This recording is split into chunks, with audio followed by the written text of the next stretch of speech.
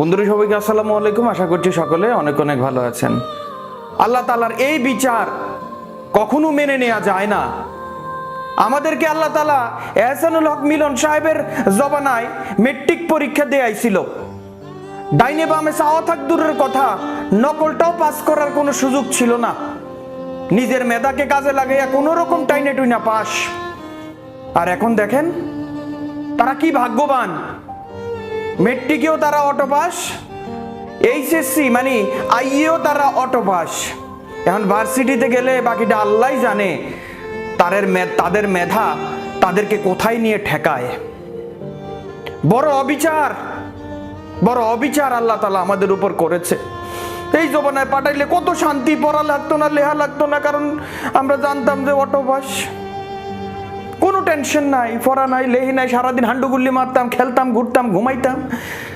এই জান জীবন দিয়া ফইরা ফলাপান এখন অটো পাস। শুধু তাই নয়, তারা এখন কোটাও পাস। তারা অটো পাস না শুধু, তারা এখন কোটাও পাস করে ফেলেছে। আল্লাহ তাআলা তোমাদের উপর যে রহমত বর্ষণ করেছে, আমি মনে করি তোমরা তাহাজ্জুদের নামাজ পড়ে পড়ে দোয়া করা উচিত আল্লাহর কাছে। আল্লাহ, তোমার কাছে আর কিছু চাওয়ার নাই। তোমরা আমাকে মেট্রিকে হেদায়েত করছো, তুমি আমাকে এইচএসসিতেও হেদায়েত করছো, বাকি দিনটাও এভাবেই পার করে দিও। চাকরি বাকরির বেলাও হেল্প কইরো, কারণ আমরা যে কোটা নিয়ে আন্দোলন করেছি, এখন এভাবে অটো পাস করতে থাকলে অদূর ভবিষ্যতে চাকরিটা মিলবে কিভাবে?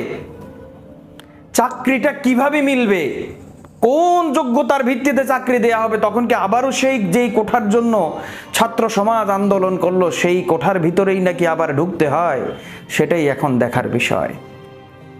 আমরা জানি এবারের আন্দোলনে বাংলাদেশের অনেক এইচএসসি পরীক্ষার্থীরা অংশগ্রহণ করেছে, অনেকে মারা গেছেন বা অনেকে অসুস্থ হয়ে আছেন। এমনটা করা যেত যে যারা অসুস্থ হয়ে অবস্থানে আছেন, অসুস্থ আছেন, তাদেরকে তাদের পরীক্ষা শিথিল করে, কিন্তু যারা পরীক্ষা দেওয়ার মতো পরিবেশ যাদের আছে তারা পরীক্ষাটা দেওয়া উচিত ছিল। তাইলে মেধা যাচাইটা সহজ হতো।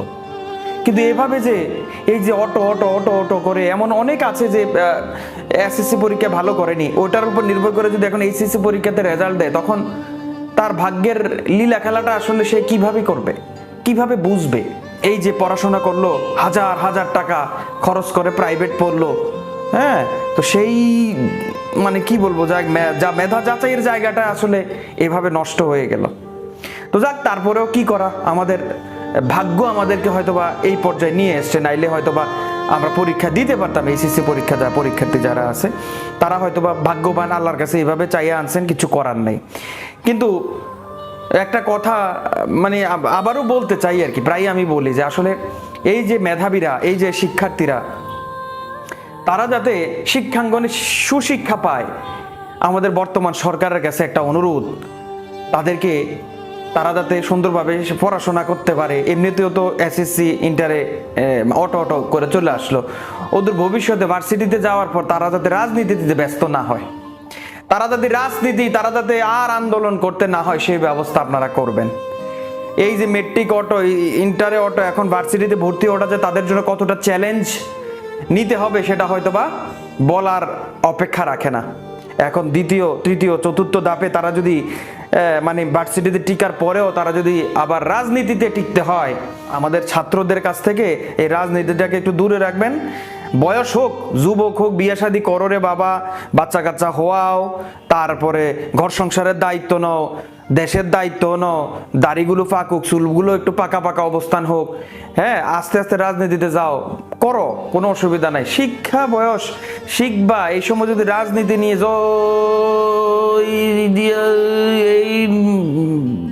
এইটা করতে যাও, শেষ ডাব্বা গাইড। তো যাক, কি আর করা, তোমাদের জন্য শুভকামনা। আল্লাহ তাআলা তোমাদেরকে অদূর ভবিষ্যতে ওইভাবে অটো পাস করাক, এই দোয়া করে আজকের ভিডিও শেষ করছি। দেখা হবে ইনশাআল্লাহ আগামী কোনো ভিডিওতে। আসসালামু আলাইকুম।